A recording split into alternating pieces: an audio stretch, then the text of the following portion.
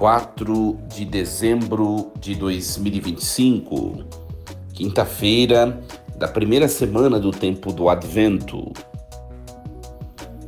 Meus queridos filhos e filhas, muito bom dia, que alegria nos encontrarmos nesta quinta-feira. Sintam-se bem acolhidos, vos saúdo com a paz de Jesus. Iniciemos esse nosso encontro em nome do Pai, e do Filho, e do Espírito Santo. Amém.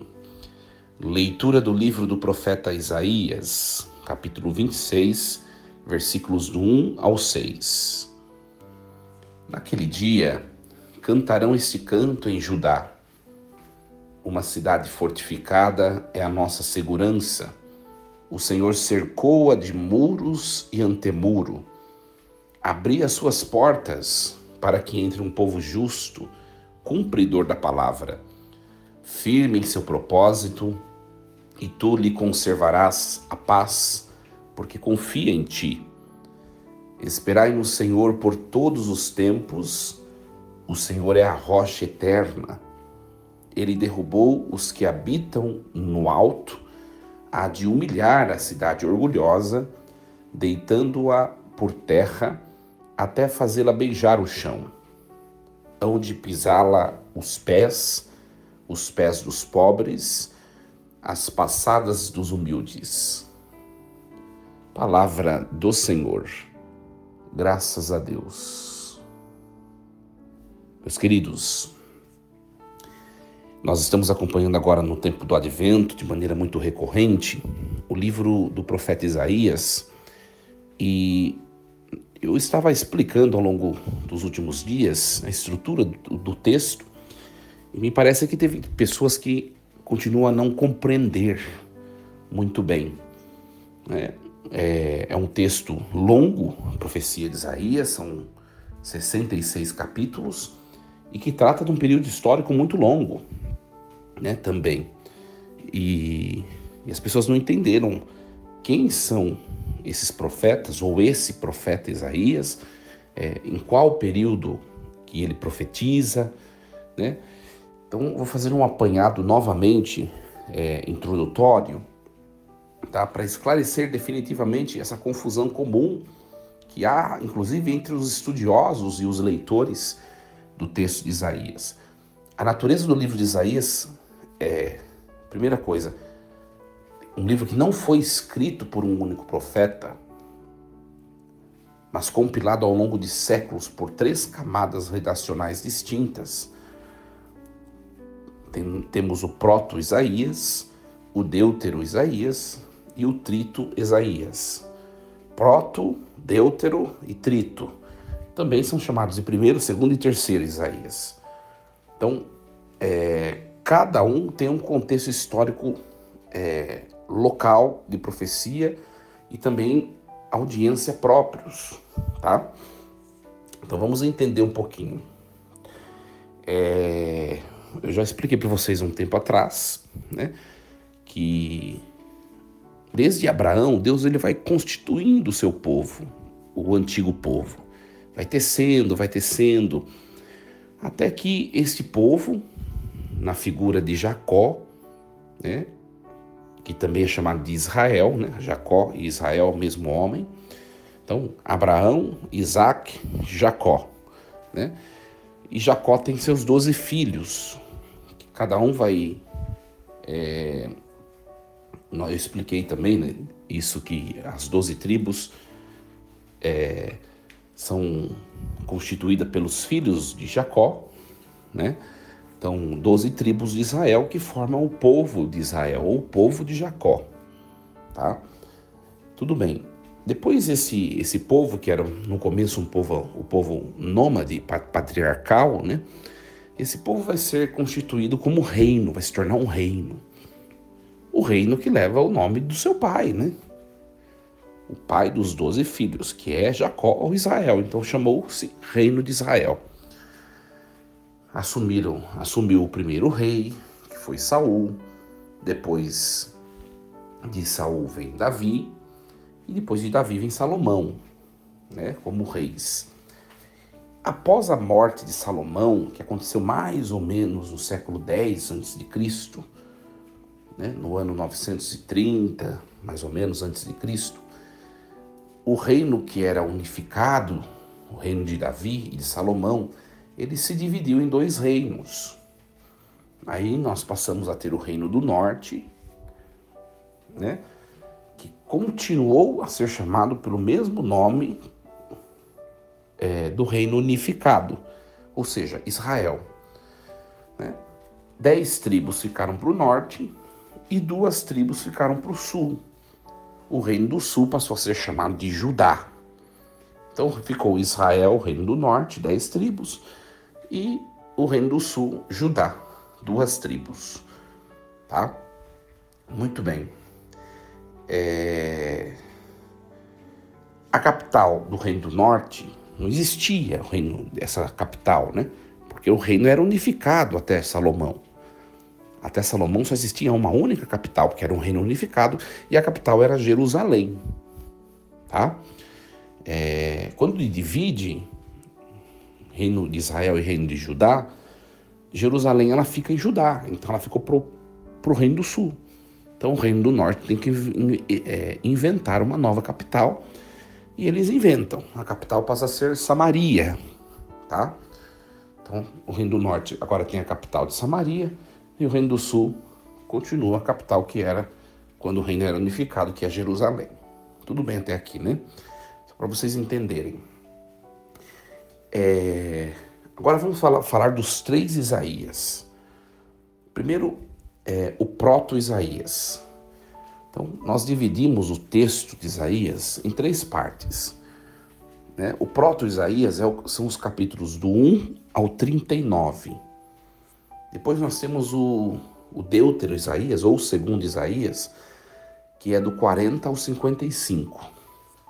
E depois nós temos o Trito-Isaías, né? O Trito-Isaías, que vai do 56 até o 66, que é o último capítulo. Tudo bem? Muito bem. E o que são esses três Isaías, para que vocês possam entender, tá? Então, o primeiro Isaías, ou proto-Isaías, qual localização geográfica?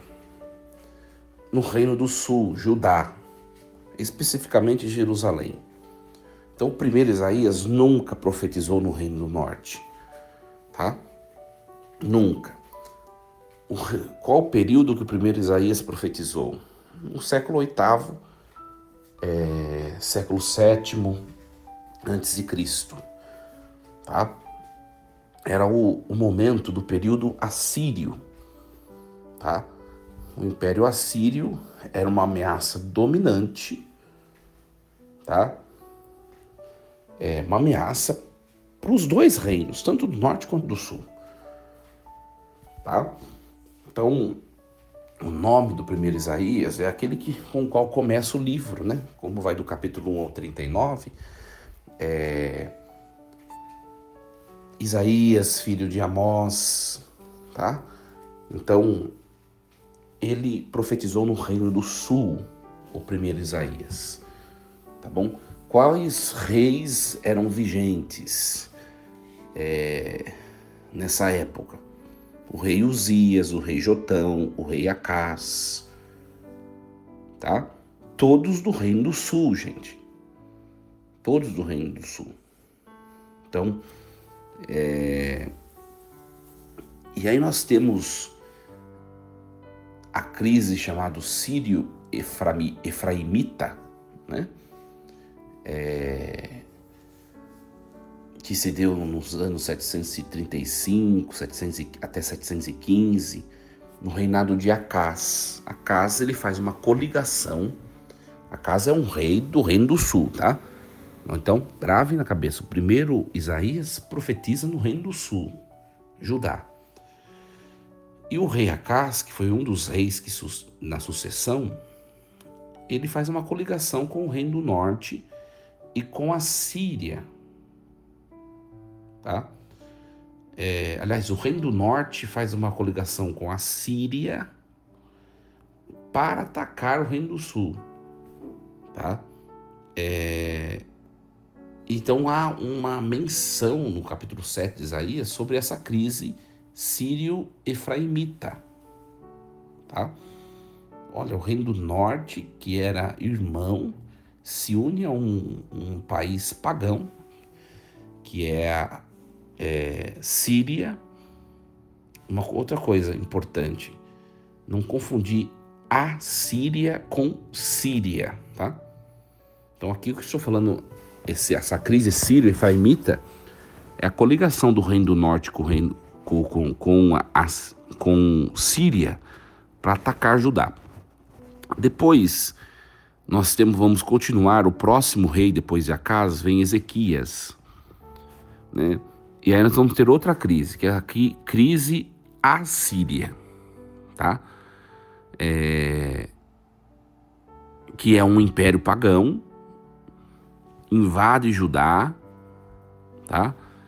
E Isaías, nós vemos no capítulo 36, 37, né? Profetiza a libertação divina contra isso, tá? Muito bem. Provavelmente o primeiro Isaías morre durante o reinado de Ezequias, ou logo após, tá? Então, para a gente poder entender um pouco quais as características teológicas desse primeiro Isaías. Primeira coisa, o foco é no julgamento próximo, tá? A Assíria será como um chicote de Deus no Reino do Norte. Por quê? Porque o Reino do Norte tentou antes invadir o Reino do Sul. Então, vai surgir o Império Pagão, a Assíria, que vai destruir o Reino do Norte como julgamento. Tá? Muito bem. E depois nós temos aqui... Depois eu não vou ficar falando muito sobre os textos e tal. O Deutero-Isaías, que é o segundo Isaías. Presta bem atenção. Então, o primeiro Isaías, ele profetizou no século VIII a.C., ao século VII, né? No Reino do Sul, tá? No Reino do Sul. Agora nós vamos para o segundo Isaías. O segundo Isaías, que vai do capítulo 40 ao 55, tá? O local da profecia, e muda já a época. Já não é mais a época do Império Assírio, que vai invadir o Reino do Norte. Agora nós estamos no século VI, então é a época do Império da Babilônia, tá? Então, mais ou menos 150 anos depois do primeiro Isaías. Então, é o período babilônico agora, que é aquele contexto do exílio, que nós já estudamos juntos, né? Então, esse profeta profetiza para os judeus que estavam cativos na Babilônia, que estavam no exílio. Então, é um texto de esperança, de libertação, tá? Vai falar de Ciro, que depois que a Babilônia enfraquece, surge o Império Persa, né? Ciro é o primeiro imperador persa, enfim. Então, nós temos aqui como que a autoria desse livro, né? Também não importa muito esses detalhes pequenos, né? Mas a autoria parece que desse segundo livro vem de um discípulo anônimo de Isaías, que é o que nós chamamos de segundo Isaías. Mas isso também é irrelevante para nós, né? Irrelevante. Muito bem. Então, vocês gravaram que o segundo Isaías, ele é uma pessoa, um profeta que vive no exílio da Babilônia, já é época da Babilônia, tá? Muito bem. E aí, Então nós temos a transição da Babilônia, inclusive, para a Pérsia, tá? Esse, segundo Isaías, também vai pegar uma época do Império Persa. Vocês não podem esquecer que nós falamos na outra semana que tem uma ordem desses impérios. A Assíria, depois a Babilônia, depois a Pérsia, depois a Grécia. Nós falamos semana passada disso, né? Quem perdeu semana passada não vai entender. Muito bem. E depois nós temos o terceiro Isaías, que vai do capítulo 56 a 66, tá? Qual que é a época da profecia? É o século VI até o século V, tá?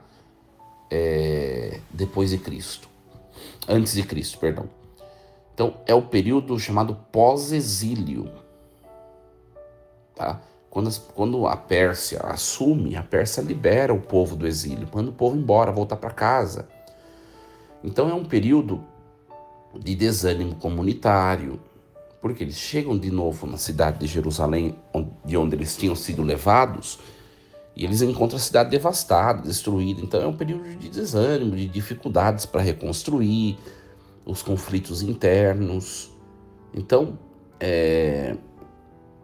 esse trito Isaías, ou terceiro Isaías, ele profetiza exatamente nesse contexto do retorno do exílio, do pós-exílio que a gente fala, tá?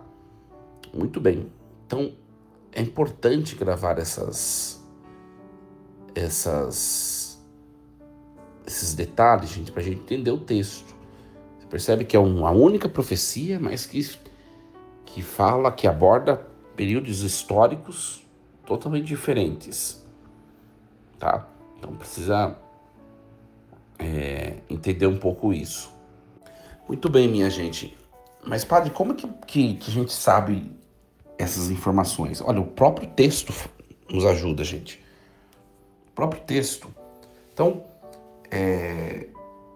para a gente entender, o primeiro Isaías, ou proto-Isaías, fala do império que está vigente, que é a Assíria, né? O Deutero Isaías, que é o segundo Isaías, não fala da Assíria, ele fala da Babilônia. E nós sabemos historicamente que a Babilônia veio depois da queda da Assíria. Então, o trito, o Deutero Babilônio, o Deutero Isaías, fala da Babilônia e a transição para a Pérsia. Que a Pérsia vai assumir, vai destruir a Babilônia, né? Depois o trito Isaías, ele não fala de ninguém. Por quê? Porque o povo já voltou para casa. Não fala de nenhum império. Entendeu? Então, tem essas confusões, né? O proto-Isaías, o primeiro Isaías, profetiza o exílio. Ele fala, vai acontecer o exílio. O Deutero Isaías, que é o segundo Isaías, ele está no exílio. É um profeta que está lá já. E o trito Isaías, o terceiro Isaías, é um profeta que está após o exílio. Então, é para a gente entender isso, tá? Espero que tenha ficado claro para vocês, né? Então, mais uma vez, proto-Isaías, ou primeiro Isaías, Reino do Sul, Judá. Qual período? Período assírio. Segundo Isaías, ou Deutero Isaías, período da Babilônia, no exílio, tá? O terceiro Isaías o profeta, que é o trito Isaías, né? O profeta que já retornou para casa, é o pós-exílio, tá? Em Isaías não há profecia no Reino do Norte, tá? Não há. Então o Reino do Norte, nós temos a ordem dos impérios, né? Assíria, Babilônia, Pérsia. O Reino do Norte, são as 10 tribos, o Reino de Israel, o reino de cima, ele vai ser destruído no império, durante o Império Assírio, tá? vai ser destruído no ano de 722. Vai sobrar só a parte de baixo, Judá, que vai acontecer o exílio no ano 686, se não me engano, 87. Então, essa é a questão histórica para a gente poder entender. Olha, eu gastei bastante tempo com isso hoje, hein, gente? Para a gente poder entender o texto de Isaías.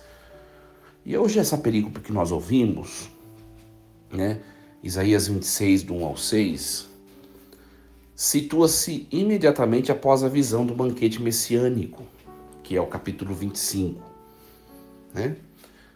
E está dentro da seção conhecida como Apocalipse de Isaías, que vai do capítulo 24 ao 27. Tá? Nós estamos, lembra que é do 1 ao 39, nós estamos refletindo hoje ainda, como nós estamos no 26, é o primeiro Isaías, o próprio Isaías. É antes do exílio da Babilônia, tá? É durante a época assíria, tá? Então, no capítulo 25, nós vemos que era oferecido uma imagem de uma festa universal de Deus.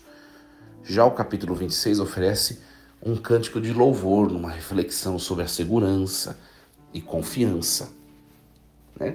Então, é como que um salmo de adoração e de confiança escatológica, né, em Deus. Muito bem. Então a gente dividiu em versículos do 1 ao 4 e versículos 5 e 6. Tá? Vamos lá, olha só.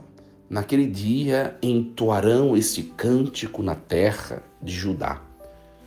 Temos uma cidade forte. Deus estabelecerá a salvação por muros e baluartes.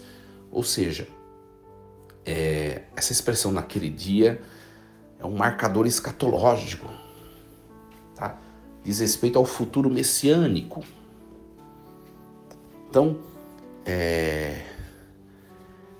depois nós vemos aqui na terra de Judá, embora geograficamente localizado, referência clara ao Reino do Sul, o cântico ele transcende o meramente regional, é uma expressão da redenção universal que começa no Reino do Sul, né?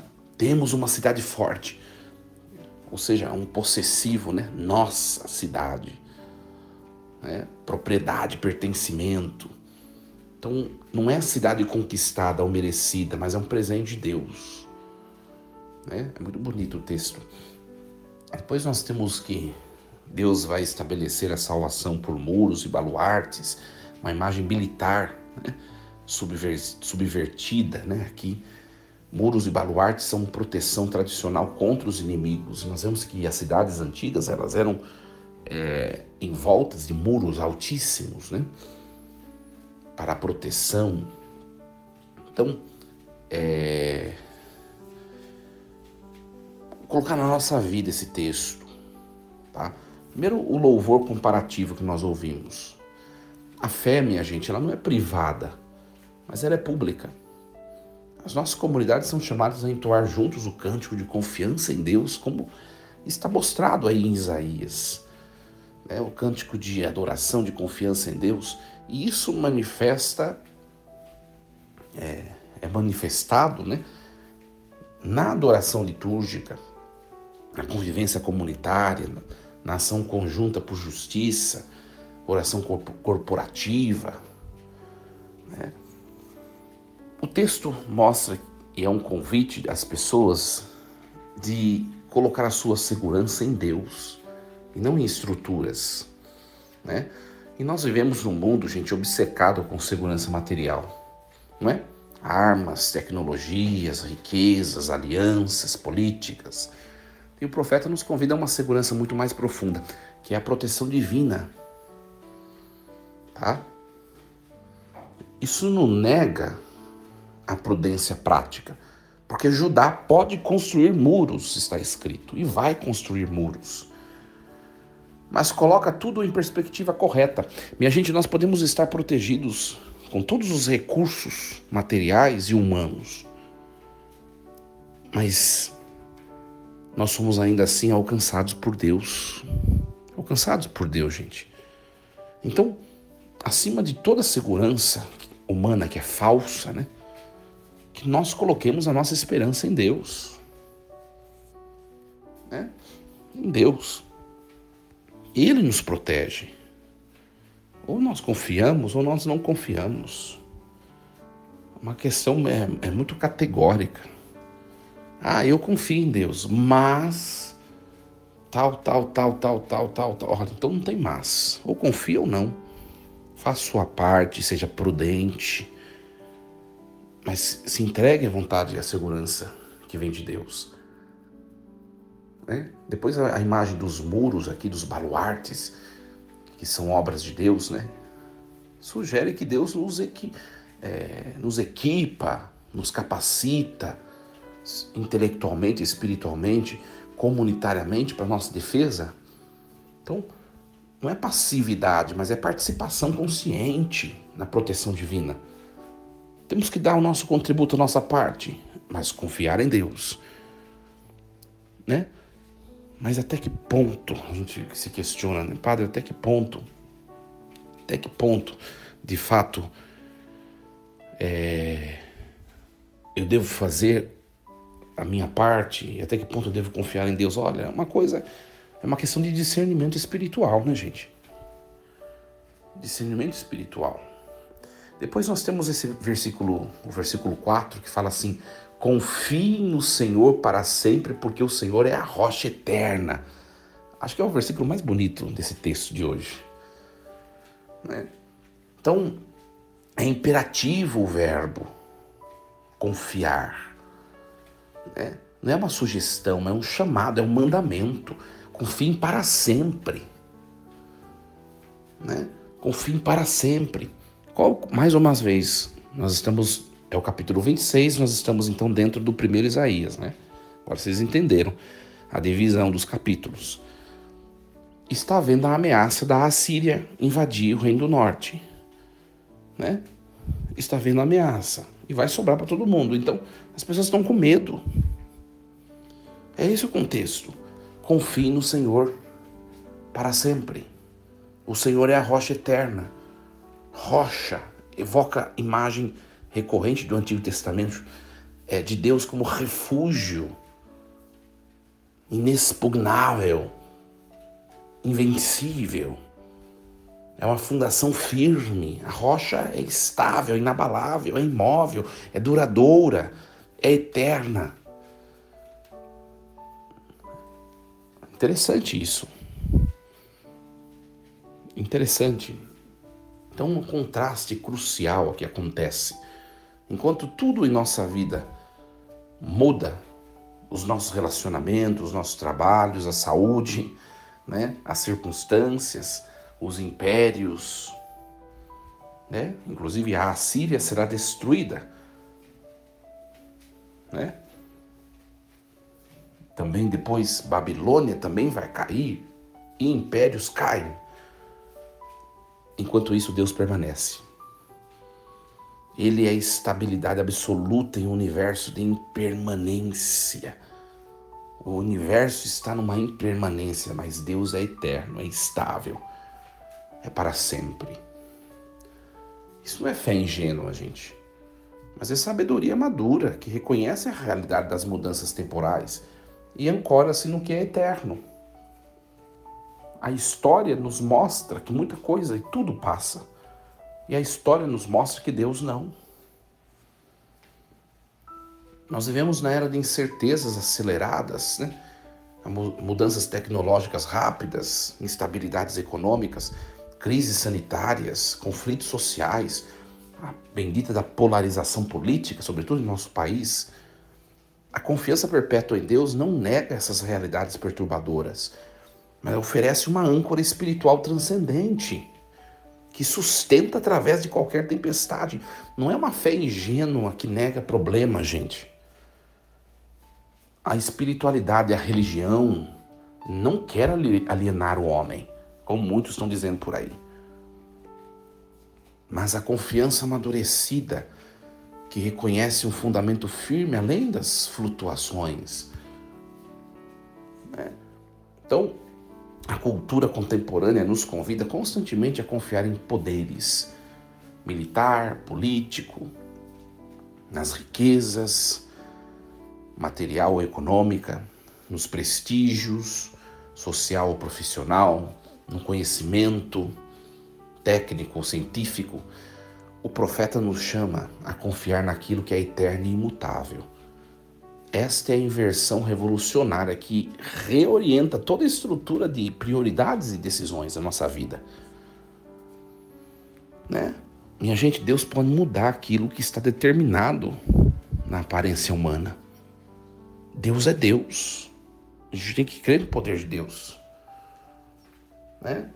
Assim como a rocha é a fundação firme e o refúgio seguro, Deus é a fundação sobre a qual nós construímos as nossas vidas. Deus é refúgio para onde nós corremos nos momentos de angústia, de tristeza, de perdas e dificuldades. Nossas igrejas, nossas famílias, nossas instituições encontram solidez ao se assentarem sobre Deus. Né? Não sobre a areia dos modismos, dos caprichos humanos, das impossibilidades humanas. E a promessa não é um sucesso mundano ou ausência de dificuldades, tá, gente? Mas a promessa é de segurança em Deus. Vão surgir problemas, pode ser que tenha situações que não dê certo, vão haver perdas, dificuldades, problemas, mas se nós estamos nas mãos de Deus, o ponto último está certo. É segurança, é salvação em Deus.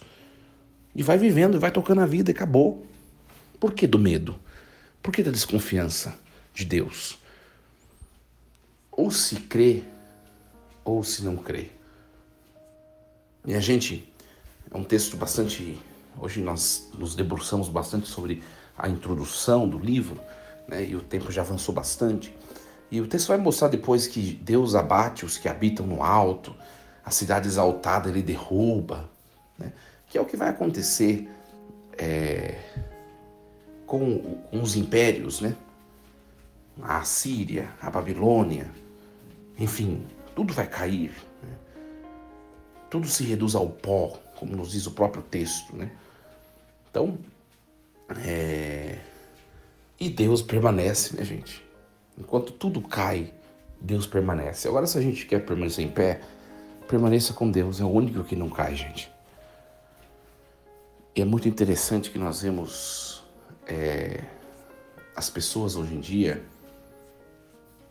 muita gente tentando viver sem Deus. Vai se frustrar. Eu tenho convicção disso. Nos apeguemos em Deus. Tá? Nos apeguemos em Deus. Então, que esse texto nos ajude hoje, nesta quinta-feira. Eu não sei o que você está vivendo na sua vida pessoal, familiar, mas a palavra hoje é: confie em Deus. Vai dar certo. Fica junto com Ele. Queridos, uma excelente quinta-feira. Que Deus abençoe vocês. Força e coragem. Em nome do Pai, do Filho e do Espírito Santo. Amém. E lembremos-nos sempre, Deus está no comando de tudo.